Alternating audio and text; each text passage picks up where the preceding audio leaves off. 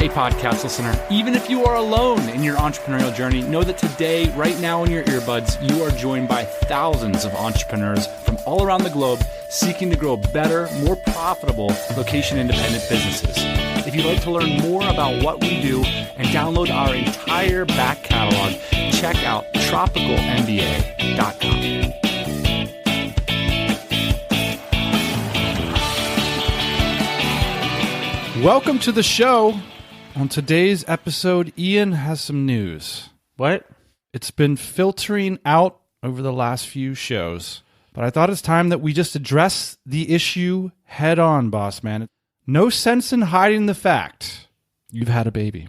I've been on paternity leave, correct. But I'm back. Give us some info. Can't say I'm rested. I can't say I feel well. I can't say that I'm even awake right now, but I'm here. Let's just back up a second, because we did an episode earlier this year about branding and naming. So what did you come to? What did you name the baby boy? Actually, this child named himself. He came 2.5 weeks early. Nothing was ready because I was sure that he was going to be late, because most first babies are late. So his room wasn't ready. His name wasn't ready. But his name was at the top of the list when we got to the hospital. And the hospital staff, super nice. You were having this conversation when you were going to the hospital? No, not when we were going to the hospital. But, we had a name picked out that we're really happy with. But it was kind of ever-changing, throughout the pregnancy. This week, it was what it was. And we got to the hospital and we're like, well, we think it's this. And by like the fifth nurse, she was just like, oh, that's your baby's name. What? Yeah. The nurse put you guys in line? She's the experienced professional. She's seen agitated youths like yourselves in there? Yep. Totally. So his name is Nico. I love that name. He's happy, healthy, and I get no sleep. And that's okay. Congratulations, Dad. You're your greatest creation yet. And here's the thing, you're not alone. In our community, the DC and listeners of this show, the percentage, and we do a census every year, Ian, the percentage of listeners that are growing families is skyrocketing, and at our events, more and more babies and children are making appearances at the breakfast tables, at the meetups, as accompaniments to their parents, the entrepreneurs, and some are even entrepreneurs themselves. And the cool thing about this is it means that our contemporaries are raising their children in this location-independent world. We've got a lot of people to turn to for advice. Is it fair to call then today's episode, Ian, is basically like a free advice session for you? Yeah, today's guest is someone who I spoke to at length just before Nico was born at our last event in Bangkok. Somebody that I respect, somebody that brings their kid to our events, and I see him interacting with this kid, and I thought, that's interesting. I bet I could learn a thing or two from him. My name is Martijn Reintjes. I'm married with Rian Meddens, and we just have an almost 2-year-old son called Maro.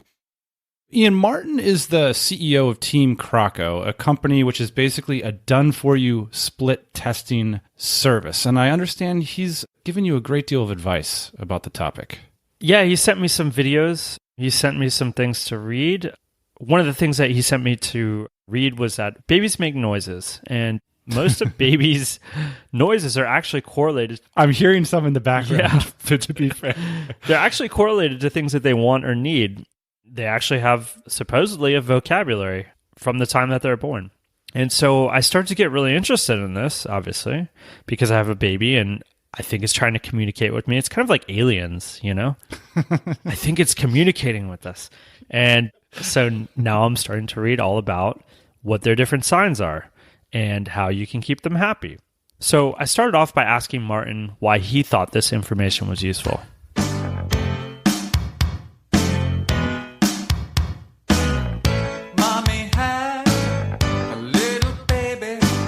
It's really, really painful to hear your baby cry and see it unhappy. So you want that to stop as soon as possible. It really raises your stress levels.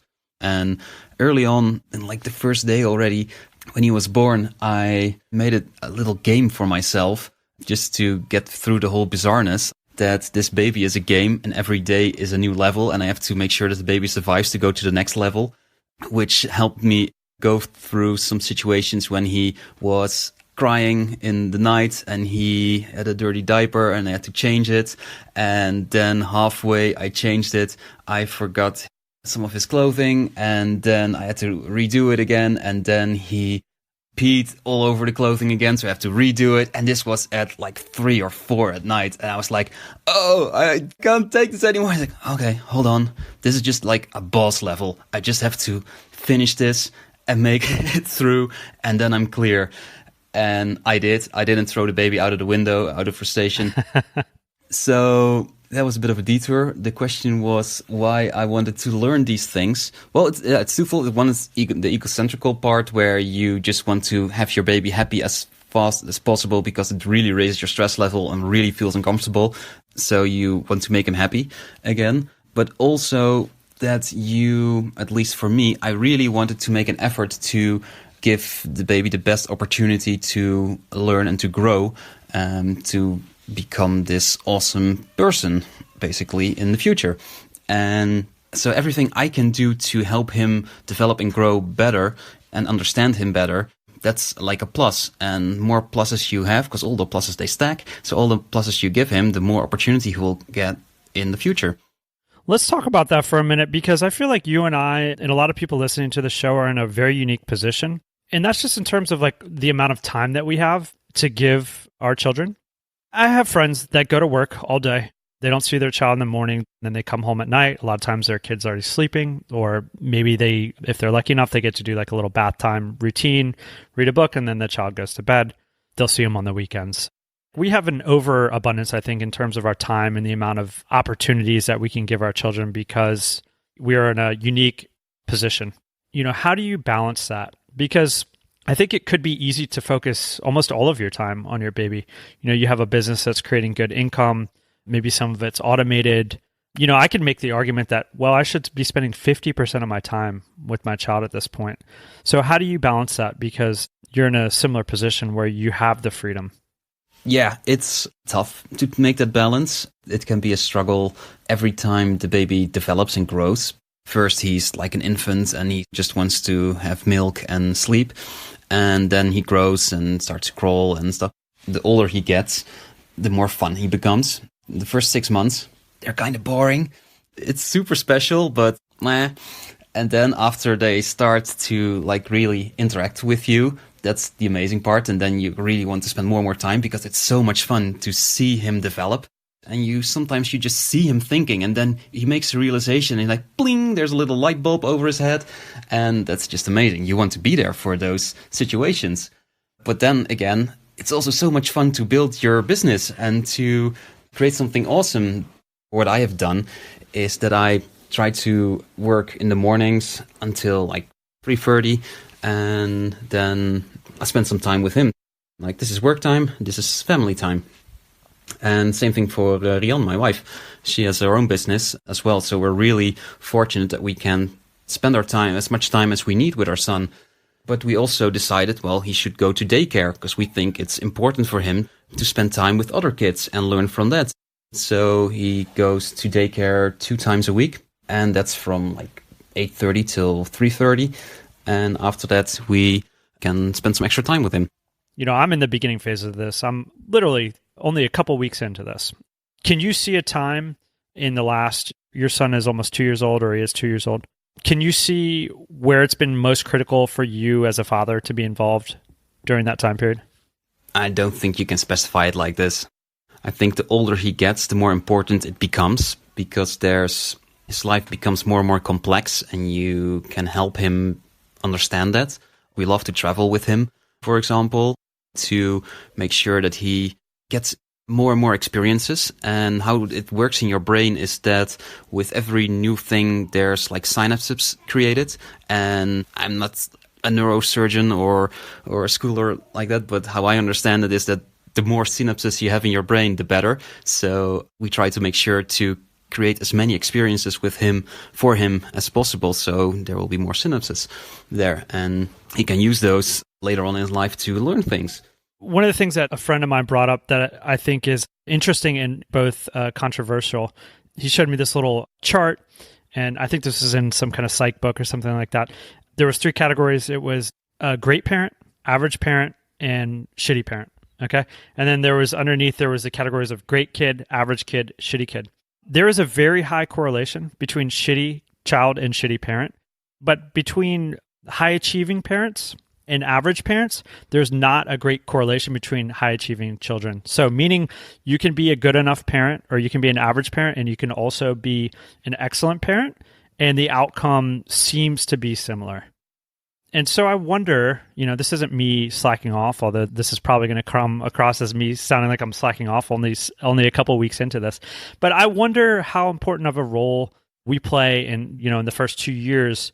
What have you seen as an important role? Because I can definitely see, down the line, it becoming more and more important. But in these early years, I do wonder, things like what you're saying is like building brain pathways and things like that. That all sounds like very important. But we all know people that grew up not in that environment and have become very high achievers. Well, there are a couple of things there that you were saying. First off, I haven't seen like the graph, and you already mixed up like great parents and high achieving parents, which to me are two separate things. Could be combined, but usually they're not. So how I see it is that every little advantage you can give your kid, every little extra effort you can give your kid, the better it becomes. And of course, there will be plenty of kids who don't have these advantages, become awesome persons, awesome entrepreneurs or whatever. It's also about the personal relationship you create with your kid, not so much if he will become a high achiever or not, but it's like you and him. What kind of bond are you forging? And that's super important, because that's, the relationship between a parent and his kid, that's something special. And yeah, the more time and attention you give your kid, how deeper that connection will grow. It's two things. One of it is the connection between yourself and your kid, and also the connection or the way on how much of a high achiever or what he will become in the future.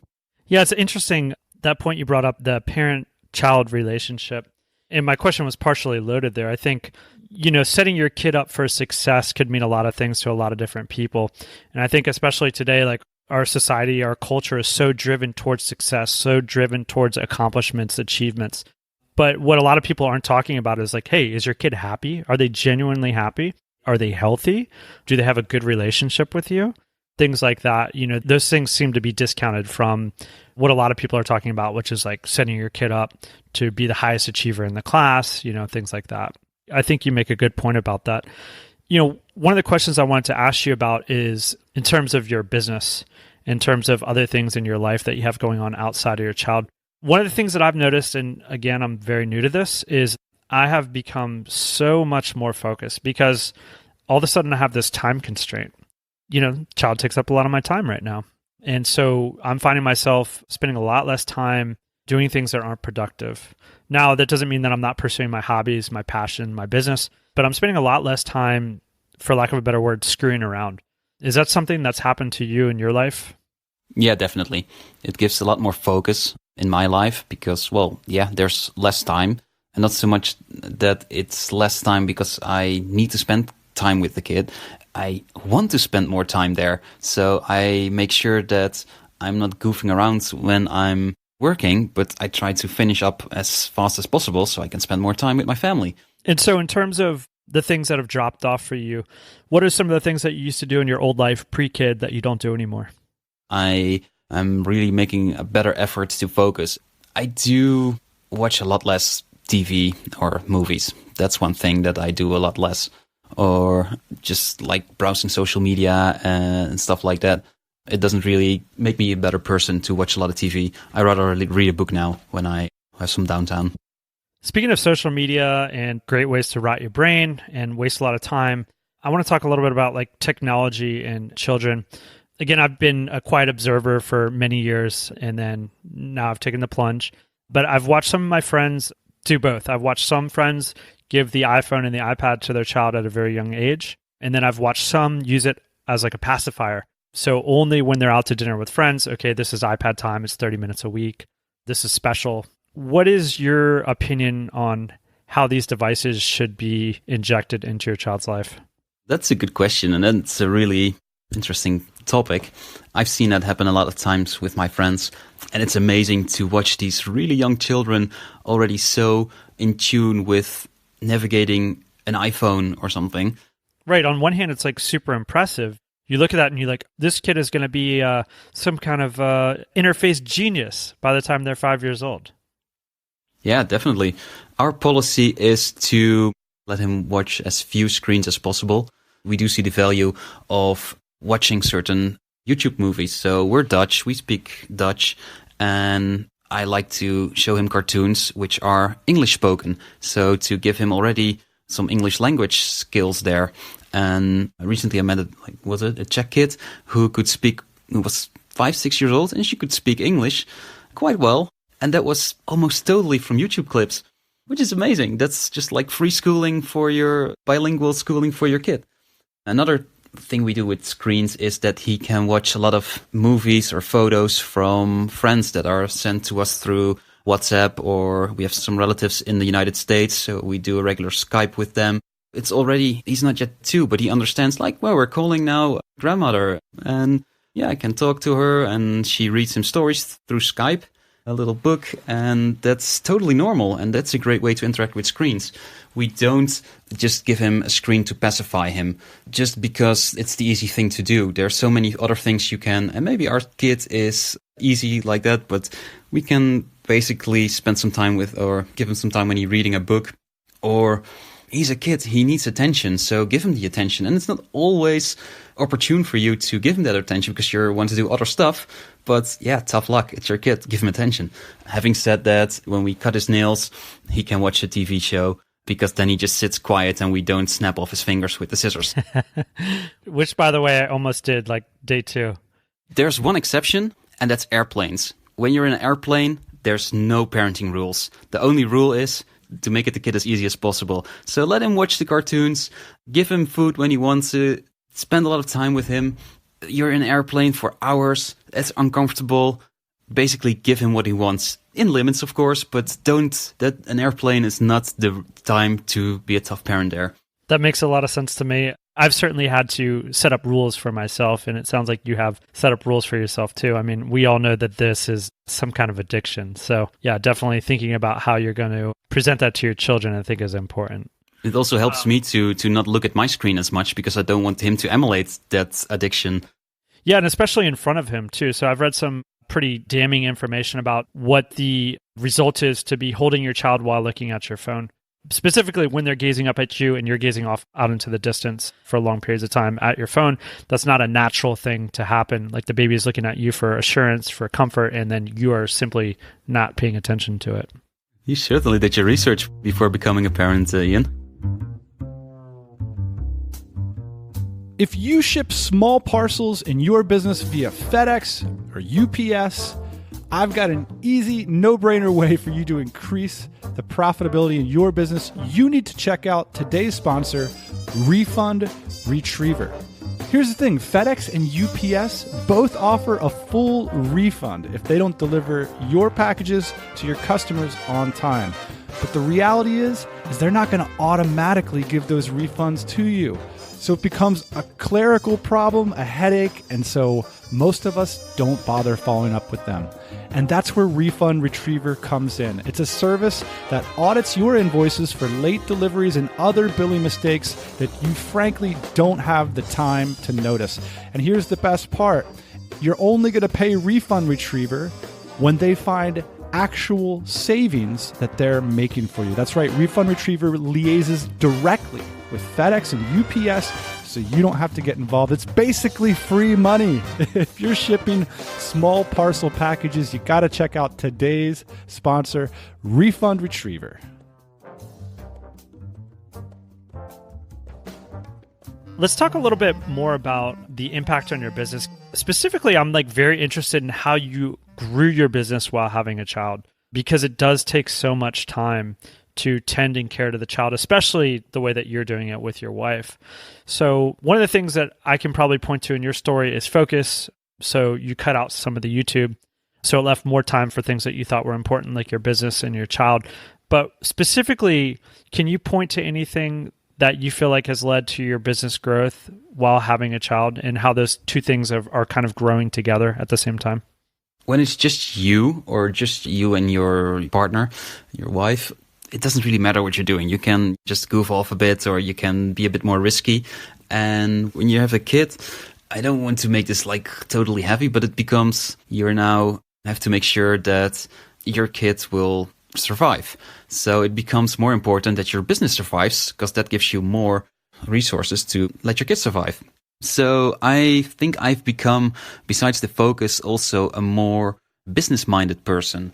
Me, myself, identify myself as being a builder. I like to build stuff, and I don't really like to serve clients or whatever because, well, they're annoying. I just want to build stuff. And now I'm transforming myself to become way more sales-oriented person. So I realized that, well, if your business wants to survive, you have to do a lot of sales. So 2018, I declared the year of sales, and I'm gonna kill it, hopefully. But I have to learn a lot through that, and that I really have to step up my game there to make Team Croco like the business that I know it can be and become like a really stable, growing business there. And this is especially important as Rian is pregnant again, and we're expecting our second kid halfway through the year. Double trouble. Congratulations. I didn't know that. Yeah. I've heard with the second child, it's not twice as hard. It's like 10 times as hard. So all this advice, all these stories that you're telling, I think they might change once that happens. Probably, but it's testing. You just see what works and then you adapt. What I realized is that people say a lot of shit about having children. So right now, you are just saying, yeah, what I heard is that when you get the second child, it becomes not 2 times harder, but like 10 times harder. Oh, your life's over. That's what they said when we were expecting our first child. Oh, your child is over. You can't travel anymore. You can't do all this stuff. No, whatever. That's all bull. That's just your assumption of what life should be. And like I already said, I didn't really change my life. I'm still traveling a lot. I'm actually traveling more now because Rian, my wife, she quit her job after the baby was born and she started her own business. Both are location-independent businesses that gave us a lot of more freedom to travel. And I'm still seeing my friends. I'm still pursuing my hobbies. I'm basically doing everything. And I'm also raising a child, which is also awesome. People say like, oh, you can't go out to dinner anymore because you have a child. I think Maro has, I don't know, maybe like 5% of his meals he actually had in a restaurant. He really enjoys going to a restaurant. He knows that we have to order some food, so we have to wait for it. So one time he was really hungry and he just eyed the waiter and he said, food, and he pointed to the kitchen, food or kitchen, and he just wanted him to bring the food out because he was really hungry. So he already understood how that stuff worked, and he just enjoys his food, and we don't have to give him an iPhone or something to pacify him during the meal. We just have a dinner with him, which I think is also really important for him to learn how to behave on a dinner table and how to properly eat, and also eat vegetables and also eat, whatever is on the table. I want to go back to something you said there because super important, and I think you're right, is like a lot of people say, especially I think people that aren't super happy with their situation, oh, everything's going to change. Oh, you're not going to be able to see your friends. But truly, I feel like I'm in a very unique position, as are you, in that we own our own time. We own our own destiny, so to speak, with our businesses, and we have the ability to turn it on and off the money flow when we see fit. And because of those things, it actually makes it so you can do a lot more, I think. Now, I could see myself in a traditional job with a fixed income, with a fixed amount of time that I could spend with my child. And, because of that job, basically what happens is you have the big chunk where you have to be somewhere at work, and then you have much smaller pieces. Oh, this is the time that's dedicated to my wife. This is the time that's dedicated to my child. This is my hobbies. This is my friends. This is eating out. But that's not really the way a schedule works for an entrepreneur, for somebody that controls their income source and also their time, is that all those things become variable. And so you can kind of move them around as you see fit. So, I think some of this typical parenting advice, the people that say them live very typical lifestyles. And so, for you and me and some of the people listening to this show, I think you're right. I think having a child has opened up a bunch of different opportunities. Yes, of course, it's more time consuming. Yes, of course, it takes more money than I was spending before. But that's to be expected in both situations. What wasn't expected, like you said, and I've experienced a little bit of this so far, we've already gone to 2 restaurants. We've already seen friends. We already went to a party. We've already done a lot of these things that we did in our normal life, and we're just starting. The other thing that I'll say about that, and somebody told me this very early on, is start doing the things that you used to do in your old life pre-baby immediately or as fast as you can, because it's very easy to get into a rhythm where you don't do the things that you used to do because you use this baby as an excuse. So, for example, a week and a half in, we left the baby with grandma and we went out to a party. And that's something that I think a lot of newborn moms feel uneasy about, and certainly mine did. But it's something that we did because it was important, I feel like, to get back to life as we knew it before baby and understand that, hey, we can still live the kind of life that we had before this child. Definitely. I think you're totally right about both things. First, we understand that life is about choices, and we made certain choices to maximize our freedom and the ability to decide how we spend our time. And that now pays off being parents because, well, we can also use that freedom to spend the time with our kids or do certain things.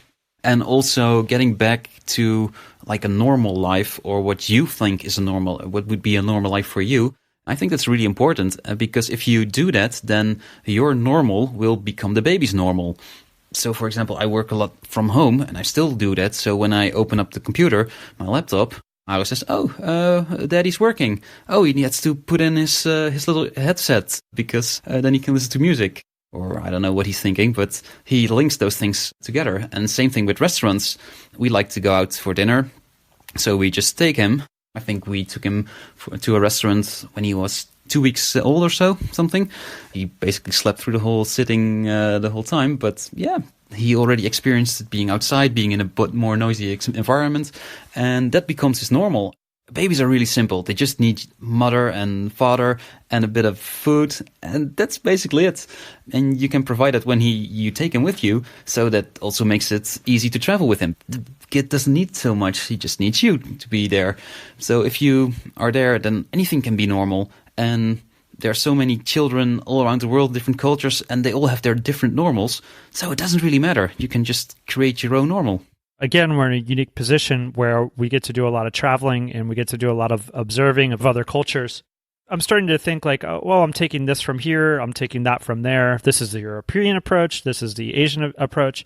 One of the things that I noticed in Asia early on and that I'm looking forward to with my kid is, you know, Asians, they go crazy for all babies, but especially a little Caucasian baby. It's not uncommon to be sitting at a restaurant and have the ladies that work at the restaurant come over, pick up your child, entertain your child while you're eating. And that to me at first was a very strange phenomenon coming from America, where you just, as adults, like you don't let other adults that are strangers touch your child. So that's one of the main differences that I've noticed in Asia and the United States. That can definitely be quite a culture shock. I remember the first time we were in Bangkok a year ago for DCBKK, and we just came off the airplane. We just checked in our hotel. We were hungry. We went for lunch. We brought Maro.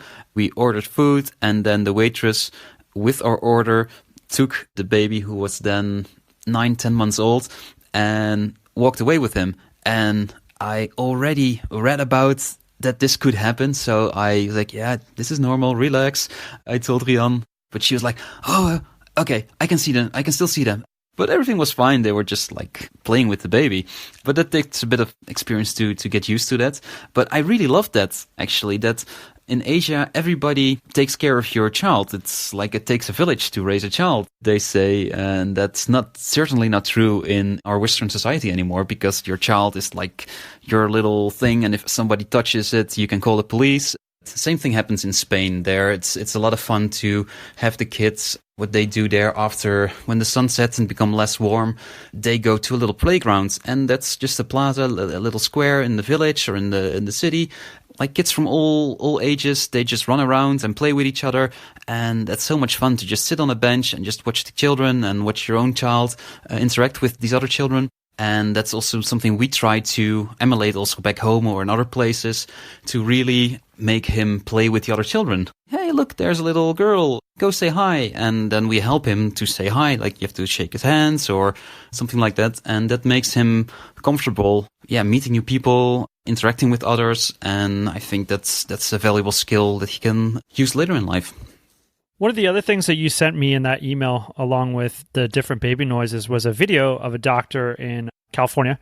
He has something that he calls the hold. And it's a position that he claims he can take pretty much any crying baby in, cross his arms, basically put his hand across their arms, so head facing forward, and then pat the baby's butt. And in the video, the few babies that he showed that were crying that he picked up and he put into this, quote, the hold, they stopped crying.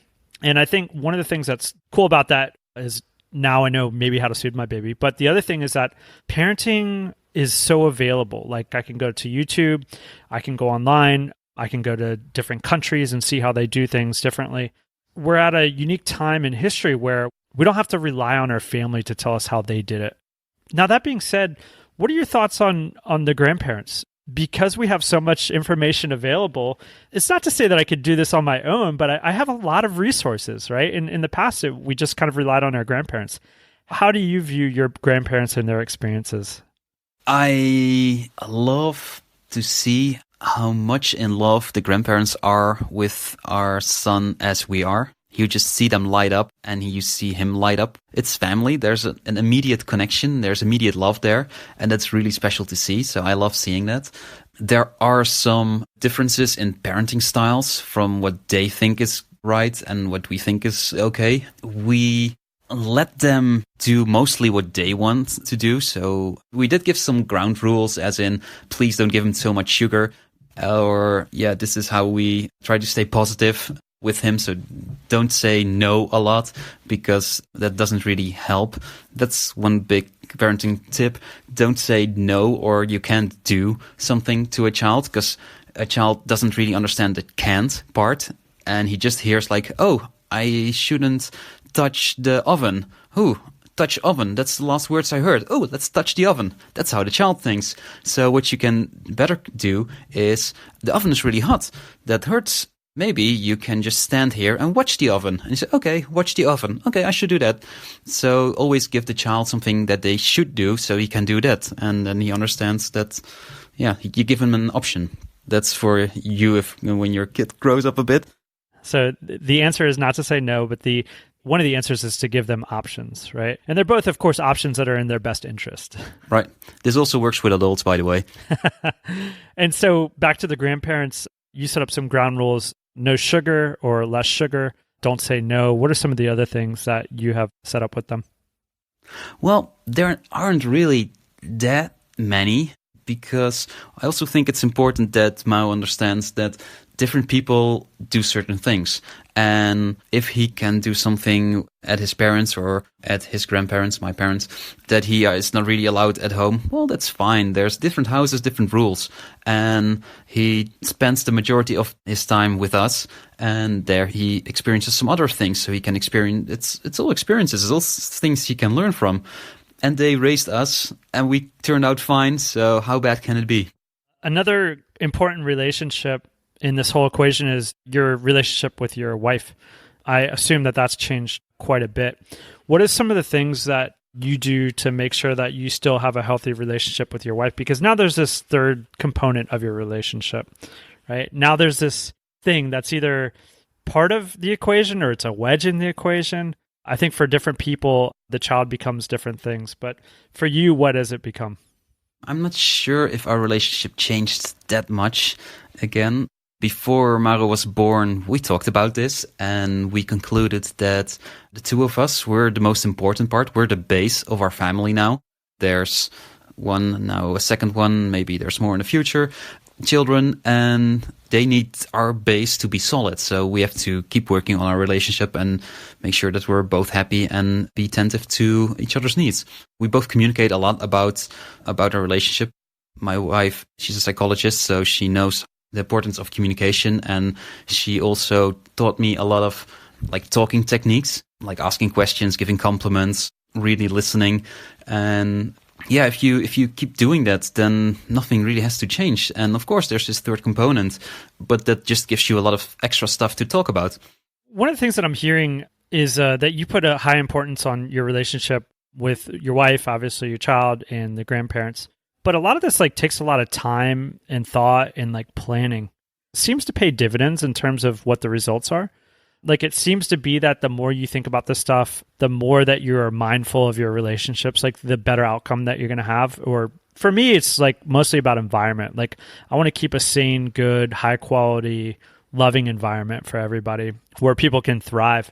In terms of like carving out time for that, and I haven't really thought about this much for myself, except for that my motivation is to create that kind of environment. What is your motivation for having such open communication and fostering these happy, healthy relationships?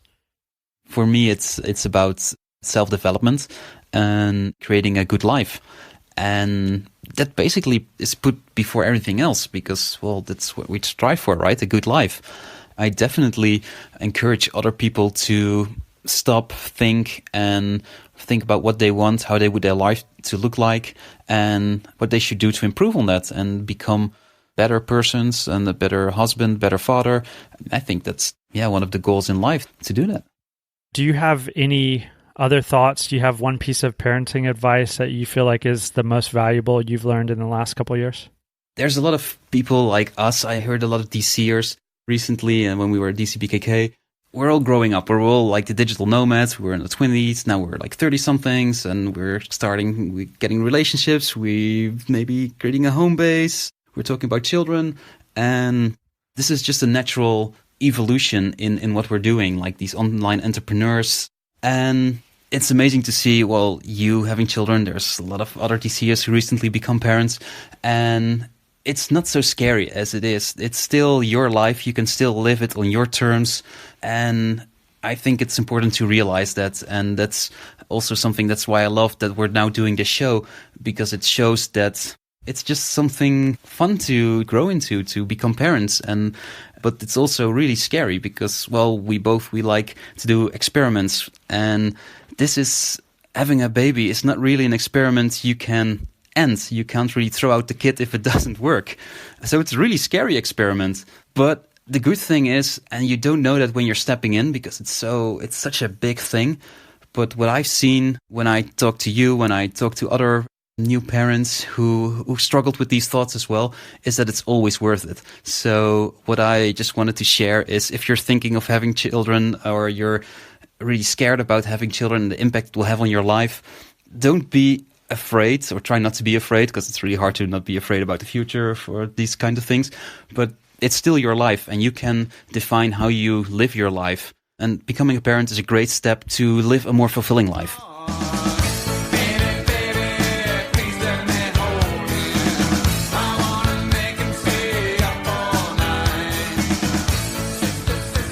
Dan, I just want to say thanks to Martin for coming on to the show. This will definitely be an ongoing series, probably for the next 2, maybe 3 decades. Yeah. Given the way that it's going for millennials.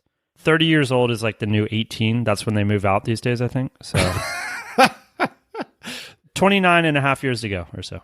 So to indicate the ongoing nature, we're just already going to number this episode. So it's going to be at tropicalmba.com/parenting1. Because I assume we'll be revisiting this a few times. One more thing, Ian, I have on my notes here. We need to talk about podcast sponsorship a little bit. So this is the end of the ep, but inside baseball before we go. One of the biggest things I've said in private conversations, people are like, hey, how did like the business do in 2017? I mentioned a lot of different things, but mentally, one of the biggest breakthroughs for me was selling ads on this pod. You know, we've been doing it so long that I had developed a sense for what it was, and I was kind of stuck in the mud. But by finding sponsors and partners for the program, it's been a win-win situation, and it's added a critical cash flow to the company, especially because it's really expensive to produce the show. That's the reality. There was no offset for that cost. And I think when we had the other company, I was kind of thinking, we're ballers. That's what business folks do. You know, they write checks. You came along and said, hey, bonehead, what business folks do is cover their costs and make a profit. Yeah, we're still at the cover or cost stage, but it was definitely a help last year to have sponsors on the show. And like you said, I don't think people quite realize what it takes to produce the podcast. We've got producer Jane, we've got Harrison, and we've got me and you. We love it, but we love it when we're able to pay for it. So 2018, we're going to do the same thing. We're going to ask for partnerships, sponsors to come on and be a part of our show. And so if you're interested in sponsoring this show in 2018, generally speaking, ads are sold in a month or 2-month segments, and you can get in contact with me at ian@tropicalmba.com. Very cool, Ian. Looking forward to 52 plus EPs in 2018 here at the TMBA show. Again, your comments and the links to everything that Ian and Martin mentioned in today's show, we're going to be posting at the blog at tropicalmba.com/parenting1. And of course, we'll be back next Thursday, 8 a.m. Eastern Standard Time. Hey, thanks for listening to the Tropical MBA podcast. You can go to tropicalmba.com, get access to hundreds of back episodes and all kinds of other goodies. Load up your iPod. That is the cheapest way to fly business class on your next international flight. We will see you next Thursday morning, 8 a.m. Eastern Standard Time.